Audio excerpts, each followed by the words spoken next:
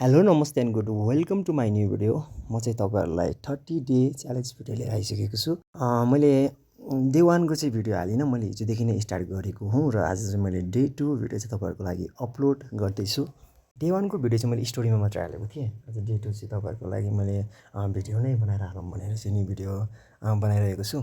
मेरो शरीर चाहिँ एकदम पातलो क्या, त्यही भएर चाहिँ म 30 डे च्यालेन्जमा गरेर चाहिँ कस्तो चाहिँ डिफ्रेन्ट कस्तो चाहिँ चेन्ज आउँदो रहेछ भनेर चाहिँ नि हेर्नको लागि चाहिँ मैले 30 डे भिडियो च्यालेन्ज लिएर आएको छु। मैले चाहिँ एकदम प्रब्लमहरू फेस गरिरहेको थिएँ। एकदम पातलो भयो, एकदम लुरे भयो भनेर साथीहरूले सबैले जिस्काउने होइन, सबले आफू विक हुनुको प्रब्लम पनि आफू नै हो। त्यही भएर चाहिँ मैले स्टार्ट गरिसकेँ र आफूलाई अलिकति स्ट्रङ बनाउनको लागि यो चाहिँ मेरो एक्सर्साइज पछिको लुक्स हो। मैले चाहिँ आज चाहिँ धेरै गरिनँ, एकैचोटि धेरै गर्नु हुँदैन र यो चाहिँ मेरो लास्ट एक्सर्साइज पछिको लुक्स हो गाइज।